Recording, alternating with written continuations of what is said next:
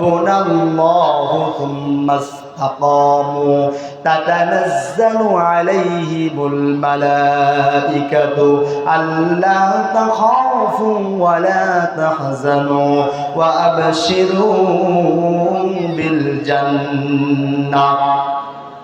আল্লাহ আজকে ঘোষণা করে দিচ্ছেন সূরা হামিম সিজদার ভিতরে আল্লাহ ঘোষণা করেন, ও দুনিয়ার মানুষেরা, তোমরা যারা আজকে দুনিয়ার ভিতরে আল্লাহ বলে যারা আজকে পরিচয় দাও, যারা একমাত্র রবের উপরে ভরসা করে থাকো, তোমাদের প্রতি আল্লাহ পাক রব্বুল আলামিন ফেরেশতা নাজিল করে তোমাদেরকে আল্লাহর রহমত জান্নাতের সুসংবাদ আল্লাহ তোমাদেরকে দিয়ে দিচ্ছে। তাহলে এর চাইতে বড় সুসংবাদ আর আছে? তাহলে আমরা আল্লাহকে আল্লাহ বলে মানবো, আল্লাহকেই ভয় করব, দুনিয়ার কাউকে ভয় করার দরকার নাই। দুনিয়ার এই ভয় যদি আমরা জয় করতে না পারি, ও মুসলমান, আজকে যেইভাবে আমাদেরকে মানুষ দাম দেয় না, আমাদেরকে মানে না, এইভাবেই আমাদের অবস্থা হয়ে যাবে। আর আমি মনে করি আমাদের সমাজের সবার আগে প্রত্যেকটা ইমামকে, প্রত্যেকটা আলেমদেরকে সতর্ক হওয়া লাগবে, তাদের ইমানের শক্তি, ইমানের চেতনা বাড়িয়ে দেওয়া লাগবে। কিন্তু আজকে এখানে আলেমেরা ইমামের শক্তি বাড়াতে পারে না, আলেমেরা আজকে ইমানের শক্তি দিয়ে আজকে সমাজ পরিচালিত করতে পারে না। কি হবে বেঁচে থেকে, কি হবে বেঁচে থেকে অযথা বিদ্যা শিখে যদি না গড়তে পারো শোষণবিহীন সমাজটাকে? কি হবে বেঁচে থেকে? কি হবে আলেম হয়ে ইমাম সেজে এই সমাজে যদি না সত্য কথা উচ্চ স্বরে না বলিতে? কথা কোন ঠিক কিনা? কি হবে আলেম হয়ে জালেম সেজে এই সমাজে যদি না সত্য কথা উচ্চ স্বরে না বলিতে? এ চেয়ে মরাই ভালো দে ছেড়ে যাওয়াই ভালো, এ চেয়ে মরাই ভালো দে ছেড়ে যাওয়াই ভালো। কি হবে ধোকা দিয়ে বিবেকটাকে, কি হবে ধোকা দে আল্লাহকে, কি হবে ধোকা দে ইমামটাকে? কি হবে বেঁচে থেকে অযথা বিদ্যা শিখে যদি না গড়তে পারো শোষণবিহীন সমাজটাকে? আমার ভাইরা, এই জন্য আলেম হতে হবে হক কথা বলার জন্য। আমরা যখন এই আলোচনার ময়দানে নেমেছি, আমরা দুনিয়ার কোনো মানুষকে ভয় করি না, আমরা একমাত্র আল্লাহকে ভয় করি। এই জন্য আমরা কখনো কথা বলতে বাধাগ্রস্ত হই না। যে যা বলে বলুক, একটা মসজিদের চাকরি চলে যাবে, আল্লাহ আর একটা মসজিদের ব্যবস্থা করে দিবে। একটা মাদ্রাসার চাকরি চলে যাবে, আর একটা মাদ্রাসার দুয়ার আল্লাহ খুলে দিবে। একটা পন্থায় আপনার রিজিক বন্ধ করে দিবেন, আল্লাহ আমার রিজিক খোলার জন্য হাজার হাজার রাস্তা দুয়ার আল্লাহ খুলে দিয়েছেন। কথা কোন ঠিক কিনা? আমরা কোনো চাকরির ভয় করি না, আমরা কোনো ইমামতের ভয় করি না, আমরা কোনো দুনিয়ার রাজনৈতিক কোনো নেতার ভয় করি না।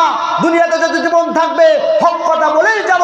এই জীবনে আল্লাহ আমাদেরকে হেফাজত করার জন্য আল্লাহ দায়িত্ব আমাদের নিয়ে নিয়েছেন। কথা বলেন মুসলমান ঠিক কিনা? এই জন্য ভয় করা চলবে না মুসলমান। সাহস অর্জন করো, বুকে শক্তি অর্জন করো, কোরআনটা উপরে উঁচায় ধরো, দেখবে আমার আপনার নিচে সমস্ত কিছু বাতিলেরা আমার আপনার পায়ের নিচে পড়ে যাবে। লিল্লাহে তাকবীর। আমাদের এই তাকবীরের মাধ্যম দিয়ে জানান দেওয়া লাগবে যে না, এই বাংলাদেশের ভিতরে ৯৬% মুসলমানদের ভিতরে আমরা মুসলমানরা এখনো জীবিত আছি। আর আমরা এই মুসলমানরা জীবিত থাকা অবস্থায় কোনো বাতিলেরা আমাদের সামনে মাথা উঁচু করে দাঁড়াতে পারবে না। আমার ভাইরা, আবার যদি আলোচনা চলে যায় রসুলের মহব্বত কিভাবে আপনি ভিতরে আনবেন, একটাবার খেয়াল করেন। খবর আসলো রসুল ইন্তেকাল করেছেন, খবর আসলো রসুল ইন্তেকাল করেছেন উহুদের ময়দানে। সাহাবারা পাগল হয়ে গেছেন, গলা কাটা মুরগির মতন ছোটাছুটি করতেছেন। আবার ভাইয়েরা, রসুল যে হাদিস আজকে আমাদেরকে শুনিয়েছেন, রসুল যে হাদিস আমাদেরকে আজকে জানিয়েছেন, قال فوالذي نفسه بيده لا يؤمن احدكم حتى اكون احب اليه। রসুল যে হাদিস খান আমাদেরকে জানিয়েছেন, এই হাদিসের জ্বলন্ত প্রমাণ। রসুল যে বলেছেন সন্তানের চাইতে রসুলকে বেশি ভালোবাসা লাগবে, পিতার চাইতে রসুলকে বেশি ভালোবাসা লাগবে, মাতার চাইতে রসুলকে ভালোবাসা লাগবে। খবর আসলো উহুদের ময়দানে রসুল আর বেঁচে নাই। সাহাবাদের অবস্থা খারাপ, শুধুমাত্র শুনছে রসুল আর বেঁচে নাই। সাহাবারা উহুদের ময়দানে প্রান্তরের দিকে ছোটাছুটি করতেছেন, যাওয়া শুরু করে দিয়েছেন। ও মুসলমানেরা, সাহাবারা যখন যাচ্ছেন বলতেছেন, সাহাবারা, তোমার সন্তান মরে গেছে, তোমার বাবা মরে গেছে, তোমার ভাই মরে গেছে। সাহাবারা বলতেছেন, সন্তান মরে যাক, ভাই মরে যাক, সব মরে যাক, সব মরার বিনিময় হলো আমার রসুলকে যেন আমি জীবিত দেখতে পাই।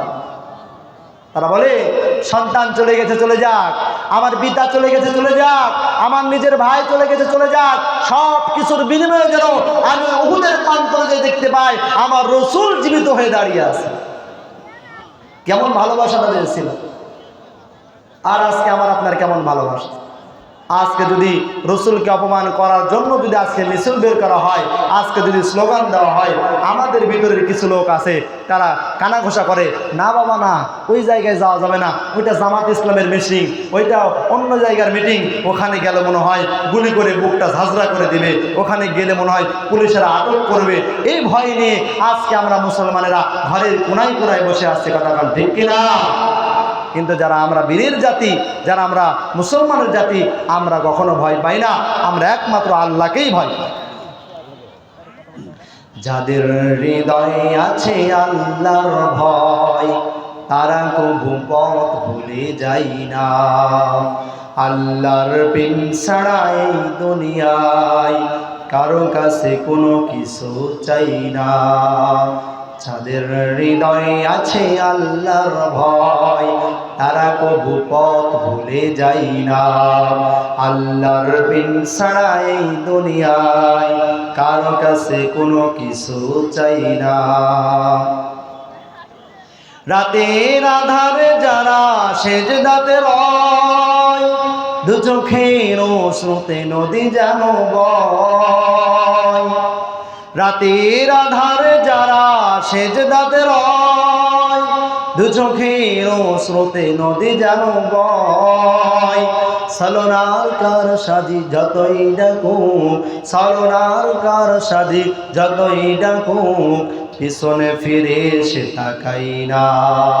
যাদের হৃদয়ে আছে আল্লাহর ভয়, তারা কবু পথ ভুলে যায় না। আমার দিনদার মুসলমান ভাইরা, হযরত সাঈদ রাদিয়াল্লাহু তাআলা আনহু আল্লাহ রাসূলের একনিষ্ঠ একজন সাহাবী, কিভাবে ঈমান গ্রহণ করেছিলেন আর কিভাবে ইন কুনতুম তুহিব্বুনাল্লাহ, রাসূল ভালোবাসা দেখিয়েছেন। কিভাবে দেখিয়েছেন? হযরত সাঈদ রাদিয়াল্লাহু তাআলার কাছে কালিমার দাওয়াত চলে গেল।